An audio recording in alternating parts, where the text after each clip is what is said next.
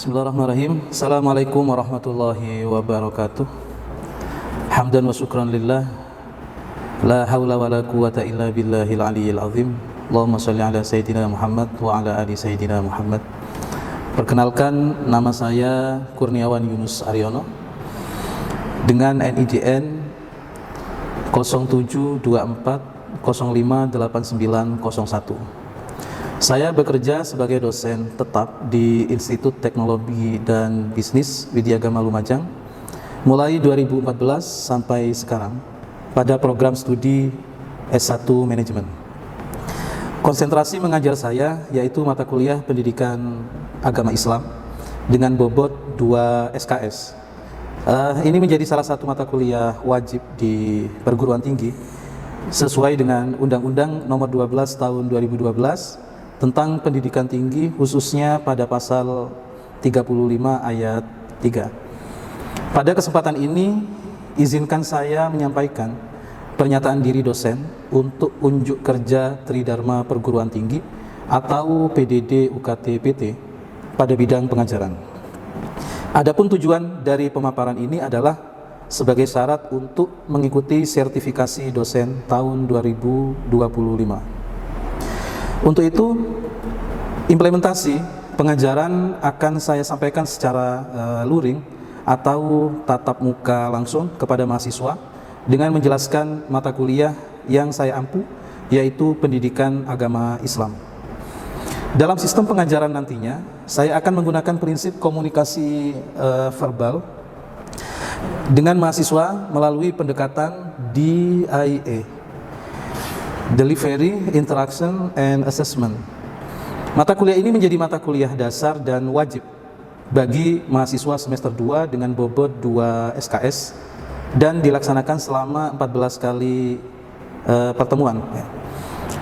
Dalam mata kuliah ini, mahasiswa akan diajarkan untuk menggali ilmu pendidikan agama Islam dalam perspektif Islam, baik itu secara teoritis maupun secara praktis, sebagai bekal untuk menjadi mahasiswa yang pragmatis dengan latar belakang sarjana manajemen.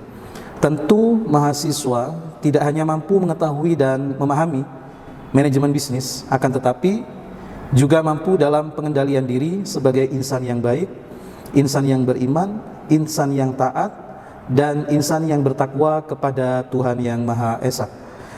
Selain daripada itu, mahasiswa mampu menjadi uswah atau role model dalam bertutur kata maupun dalam bersikap, agar nantinya terwujud karakter yang mulia dan berdampak pada asas kurikulum etika profesi dan etika bisnis. Capaian pembelajaran mata kuliah pada mata kuliah Pendidikan Agama Islam yaitu yang pertama, mampu menjelaskan landasan filosofis dan teologis pendidikan agama Islam di perguruan tinggi. Yang kedua, mampu memahami konsep ketuhanan dan implikasinya dalam kehidupan sosial. Yang ketiga, mampu memahami konsep manusia sebagai makhluk bertuhan. Yang keempat, mampu mengidentifikasi peran agama dalam membangun peradaban. Yang kelima, mampu memahami Al-Quran sebagai inspirasi peradaban. Yang keenam, mampu memahami sunnah sebagai contoh dan inspirasi budaya. Yang ketujuh, mampu memahami ijtihad sebagai mekanisme kontekstualisasi Al-Quran dan sunnah. Yang kedelapan, mampu memahami konsep etika dan estetika Islami dalam pengembangan sains dan teknologi. Yang kesembilan, mampu memahami etos kerja sebagai wujud amal soleh. Yang ke-10, mampu memahami implementasi ajaran Islam dalam pembinaan keluarga. Yang ke-11, mampu memahami implementasi ajaran Islam dalam masyarakat multikultural. Yang ke-12, mampu memahami konsep Islam tentang negara dan pemerintahan. Yang ke-13, mampu memahami konsep Islam tentang lingkungan. Dan yang terakhir, mampu memahami peran agama dalam menghadapi isu-isu kontemporer, di antaranya yaitu radikalisme beragama, moderasi Islam, literasi informasi, dan pengembangan budaya anti korupsi. Selanjutnya, untuk referensi yang saya gunakan dalam mata kuliah ini yaitu ada Abdullah Muhammad Amin dengan judul Islamic Studies di perguruan tinggi dengan pendekatan integratif interkonektif. Yang kedua, ada Ali dan Mukti dengan judul Metode Memahami Agama Islam. Yang ketiga, Aman dan Saifuddin dengan judul Tren Spiritualitas Milenium Ketiga. Yang keempat, Direktorat Jenderal Pembelajaran dan Kemahasiswaan Kementerian Riset Teknologi dan Pendidikan Tinggi dengan judul Buku Ajar Mata Kuliah Wajib Umum Pendidikan Agama Islam. Selanjutnya ada Hadianto dan Andi dan kawan-kawan dengan judul Pendidikan Agama Islam untuk Perguruan Tinggi. Selanjutnya kami juga memakai buku Kailah dan Salamah dengan judul Al-Islam fi Siyaqihi At-Tarihi. Dan selanjutnya ada Kartanegara dan Mulyadi dengan judul buku Reaktualisasi Tradisi Ilmiah Islam. Begitu juga kami juga memakai buku Kunto Wijoyo dengan judul Paradigma Islam. Juga kami juga memakai buku Majid dan Nur Holis dengan judul Islam Agama Peradaban.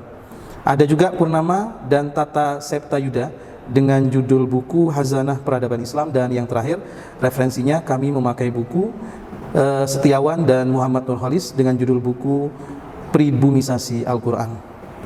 Kemudian selanjutnya untuk metode pembelajaran yang digunakan dalam mata kuliah ini yaitu yang pertama metode pembelajaran ceramah, dan yang kedua diskusi interaktif dengan model active learning.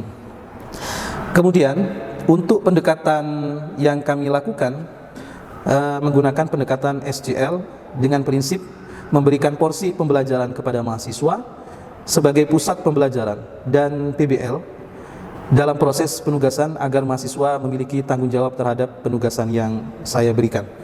Selain itu, di awal pembelajaran saya selalu mengawali dengan berdoa bersama dengan mahasiswa, mengharap kemudahan agar niat yang baik dalam mencari ilmu senantiasa seiring dengan rahmat Allah dan dimudahkan untuk memahami materi yang diajarkan dalam mata kuliah pendidikan agama Islam.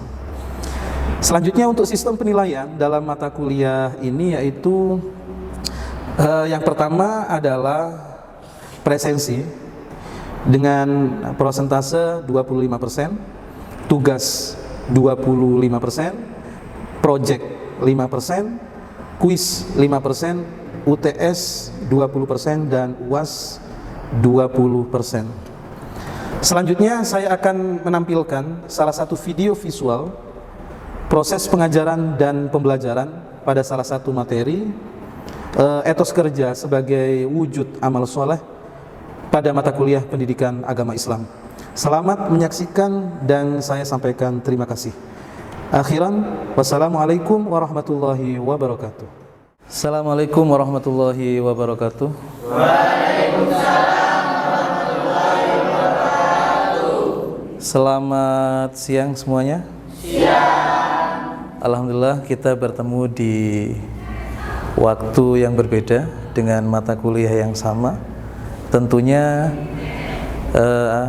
kita sudah masuk pada pertemuan hari ini dengan suasana keadaan yang sehat walafiat. Ya. Oke, sebelum saya mulai pada hari ini mata kuliahnya, mari kita bersama-sama berdoa dengan niatan dan mudah-mudahan apa yang kita cita-citakan, apa yang kita harapkan, apa yang kita ingin wujudkan oleh Allah diberi kemudahan. Amin. Ala hadhihi niyah wa ala kulli niyatin salihah. Al-Fatihah.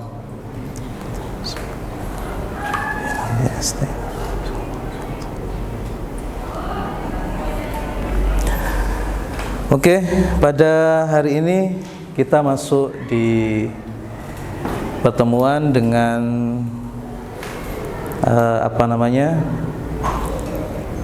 mata kuliah pendidikan agama, yaitu etos kerja sebagai wujud amal soleh. Dari sini kita bisa melihat bahwa betapa pentingnya dunia, betapa pentingnya akhirat, dan dua-duanya tidak bisa dipisahkan. Ya.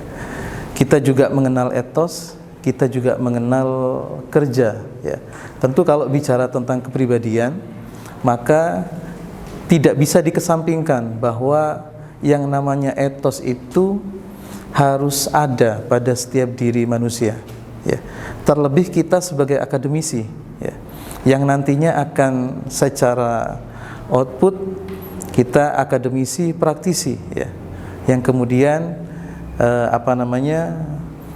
bersinergi dengan berbagai macam aspek hidup dan kehidupan, ya, baik di perusahaan maupun di masyarakat, ya. Kerja pun juga demikian, ya.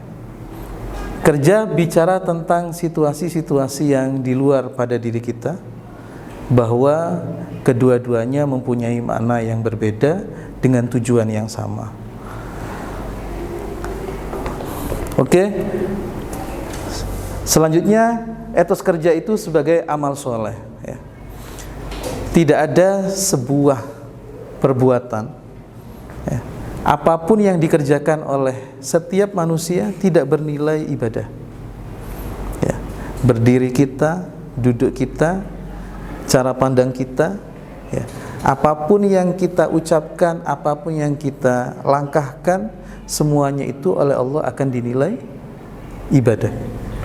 Nah, kalau sudah menjadi ibadah konteksnya, maka merujuk pada amal-amal yang soleh, ya. Oleh karena itu, di era modern, kerja sering dianggap hanya sebagai cara memenuhi kebutuhan hidup, ya. Jadi di era modern, ya, entah itu kerja kerja yang pendek, ya, artinya kerja pendek ini tidak membutuhkan waktu yang panjang, ya, atau kerja yang waktunya sangat panjang, ya, mempunyai roadmap, ya, mempunyai plan yang sangat jelas, ya. Kalau kerja pendek misalnya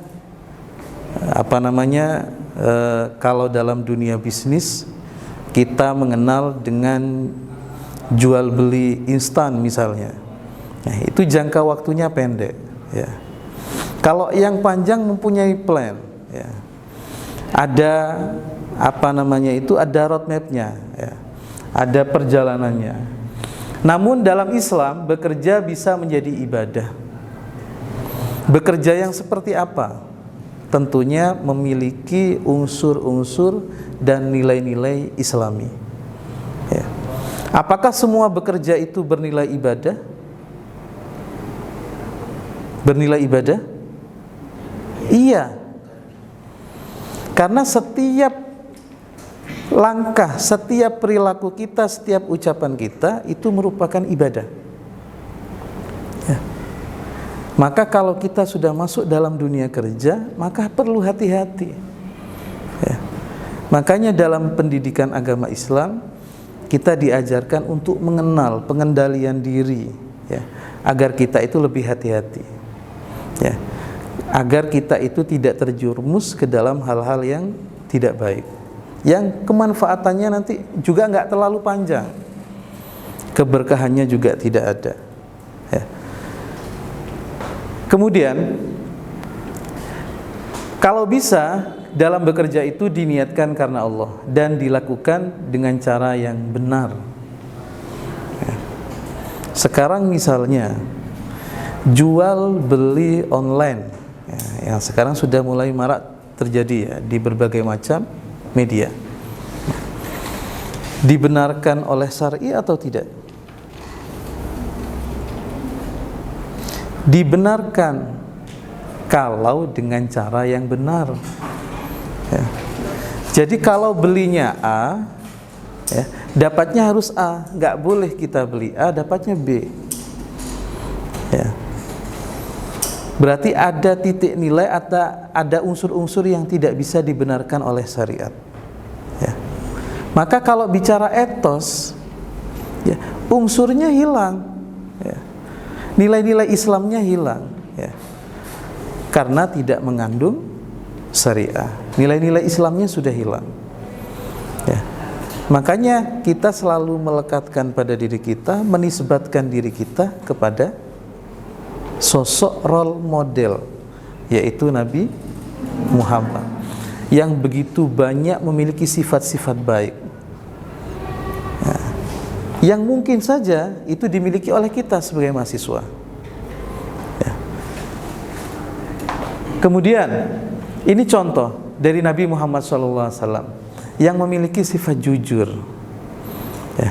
Kemudian amanah dan rajin bekerja, menunjukkan bahwa etos kerja itu adalah bagian penting dari akhlak Islam, ya. Jadi kerja boleh, ya. Tapi jangan lupa tanggung jawabnya, ya. Jadi tanggung jawab ini misalnya, ya, setelah kita bekerja, apa yang kita dapatkan, ya, itu bukan dipakai untuk yang sia-sia, yang sifatnya mudorot, ya. Ya, tidak ada kemanfaatannya untuk diri kita maupun untuk orang lain.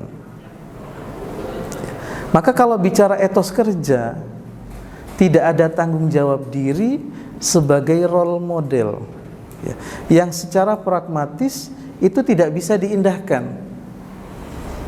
ya.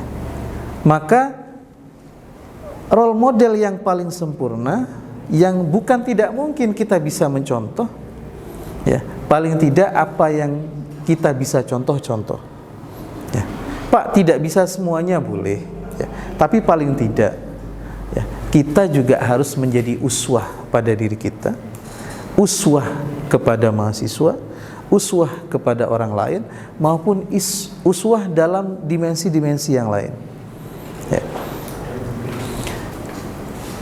Oleh karena itu, memahami nilai kerja sebagai amal soleh itu sangat penting bagi generasi muda muslim saat ini, ya.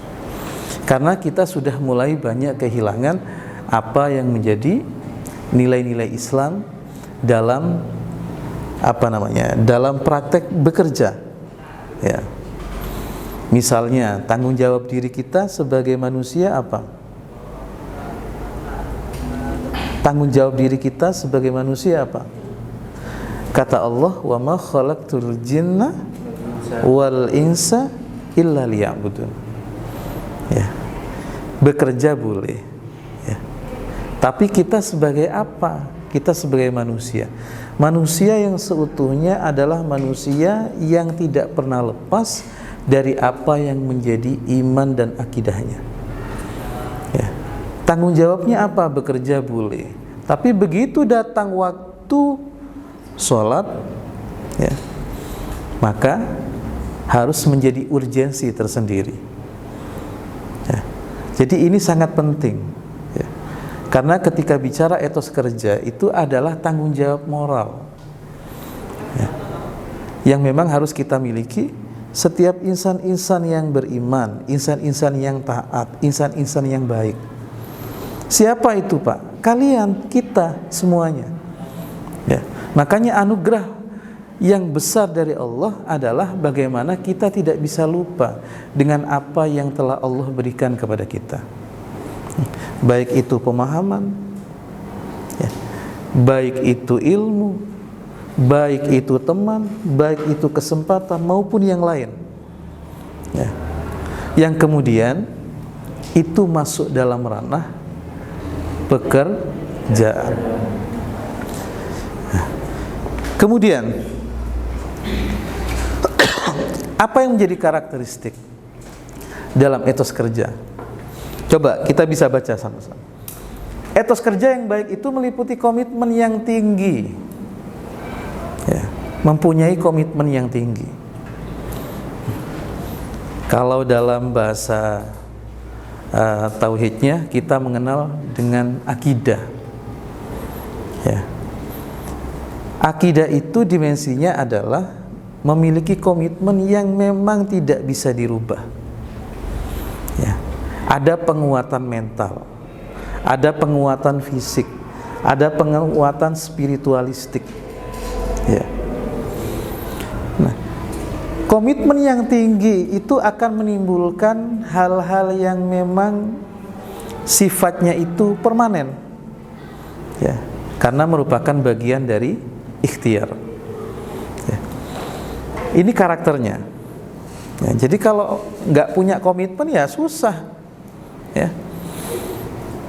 Jadi mau dikatakan etos kerja juga nggak mungkin juga, ya. Kalau memang kerjanya kemudian etosnya, etiknya tidak sesuai dengan apa yang menjadi nilai-nilai Islam atau syar'i, maka harus dinafikan, harus dikesampingkan. Ya, karena hal yang semacam ini tidak akan mungkin. Ya. Kemudian ada profesionalisme, komitmennya tinggi, kemudian dia profesional. Ya. Tidak pilih kasih. Ya. Maka harus profesional. Ya. Tergantung saya di mana, kedudukan kita apa, ya.